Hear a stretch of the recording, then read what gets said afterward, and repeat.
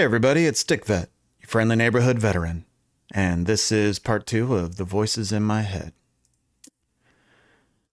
The beginning of my personal daily mantra is, I am not this mind that I live in, but I listen to my thoughts with a grain of salt.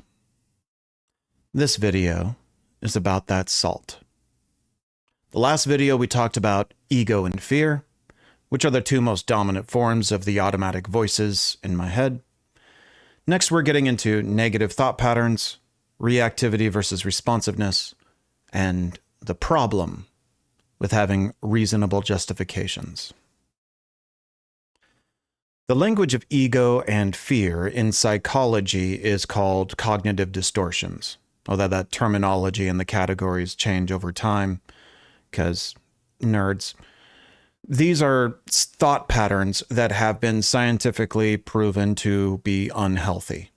Some of them are specific vocabulary and others are concepts. But by paying attention to language and intent, you can redirect the majority of your egotistical and fear-based thoughts. The easy ones are to catch are vocabulary-dependent negative thought patterns. So first is should statements. Shoulda, coulda, woulda. These are non-logical thoughts wishing to change the sequence of events, but they are a negative thought pattern based in one word. Probably one of the easiest to red flag those thoughts in your own mind and mental note that you're going down a wrong path when they come up. Then there's another extreme usage of language when maximizing and minimizing. Always, every time, everyone, never. These are terms that delude reality in all-encompassing extremes, and they get connected to other negative thought patterns. But again, a little bit of straight-up vocabulary to work on filtering. Labeling is your own personalized language of judgmental accusations that you tend to use about other people. Whatever labels you tend to use for people usually said in the same way in your mind, and you can red flag them. But they're whatever you've personally come up with. Blaming is closely related to labeling. Less language, but you have to start picking up on the moral attitude of the thoughts, the intent. And this is where we get into the trickier thoughts that are negative thought patterns that are hard to pick up on when you are falling into them. The therapy involved in this is called thought stopping and redirection, which is a skill set that everyone already has at some level. If you're a veteran watching this, odds are that in your time in service, you developed a foul mouth and would often curse. Then you visit family or friends who say have kids running around, and they don't want you to curse around them. So, respectfully, you start running a mental filter to switch up your language during that encounter. Probably losing that ability if your alcohol consumption increases, because it's a mental skill that you have to run for an extended period and it requires mental effort. You'll leave the social encounter and physically sigh and relax when you turn that filter off. Oh, I can rip it up again as I normally do. So cognitive behavioral therapy is really just doing that, except much more than not saying curse words for a short period of time during a visit, you red flag negative thought patterns that your ego and fear engines tend to use. Those are your new curse words. And instead of not saying them, you move that filter over one step to refusing to think those things. Just like a curse word, you red flag it, stop when the thought arises, and you have a predetermined healthy replacement. Fuck changes into frick, or fiddlesticks if you're old. Whatever it is that you have already decided is your alternate curse word. Well, you have to not only understand what your negative language is that your brain tends to use, but you have to come up with your own replacement language of how you want to think. Thought stopping and thought redirection doesn't do much if you're not redirecting a new thought into replace it. This is a fine line for the distortions that are language-based, like should statements, which can be treated as a mental cuss word, but you also have to have a redirection of how you want to think when you catch yourself doing that. Other negative thought patterns are going to be harder to single out. And the key is to look at the intention of that thought.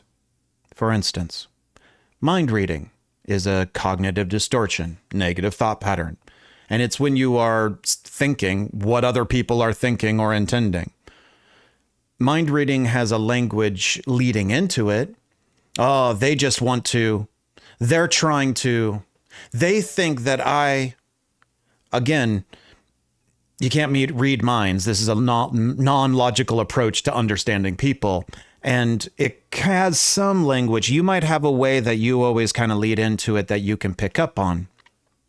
But then whatever you're coming up with that they think is just your imagination and has all kinds of language to it. Fortune telling is any attempt to predict the future, really. Therefore, this is going to happen.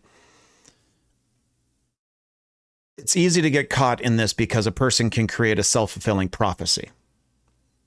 You can prove that you are able to predict that everything bad was going to happen because, look, everything bad happened. So you can kind of trick yourself into thinking that this is just your way of looking at the world. But no, you're just cycling through a fortune-telling thought pattern. So again, you're looking at the intent of the thought. Mental filtering does not have a vocabulary, but will repeat a negative thing over and over. This is the result of filtering out anything positive, shortening the thought options. So the cycle of thoughts gets shorter and starts to repeat. It's more about hearing the same thought on repeat that you have recognized as a problem. It's a hard one to pick up on, though, because mental filtering is literally about the thoughts you're not thinking. And so because you've created a gap, you've only left yourself with the same doom and gloom about it. Catastrophic thinking uses some extreme language, but it's fear-mongering disguised as practicality. You could get stuck in trying to come up with solutions for all the catastrophic options in your near future, but you're not being practical or sensible. You're just using practicality as an excuse to fearmonger your own brain. Personalization is making it all about you. Again, a difficult perspective to catch because your brain's kind of telling you how things relate to you. That's its job. Go down that path too far and you're in nonsense. Polarized thinking is actually a denial system of not taking in an alternate perspective.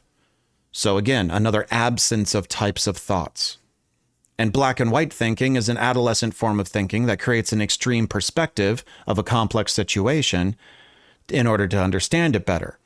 So this is a type of thinking that starts a chain of thinking in order to get you an idea of how to understand a complex thing, but the understanding is always shallow and quite false. But again, it's hard to determine when these thought patterns are just information coming in and you're cycling into a negative space. So now we get into a couple of rules for catching your negative thought pattern tendencies. The reasonable justification rule is when you're at a decisions of a crossroads or a belief. So one option will be full of reasonings, excuses for the decision, all based on reasonable justifications. This is the wrong or unhealthy option. The other option will just be simply put with no reason to do it. That's the healthy or good option. So reasonable justifications are when you're doing them, you're tricking yourself. Remember, your ego is as smart as you. So reasonable justifications are the way your ego tricks you to do what it wants, in a sense. When you're doing the right thing, you don't need an excuse. You don't need to justify it. We excuse and reason out the bad, the unhealthy decisions in life. The other rule that I apply in life is based on reaction versus response.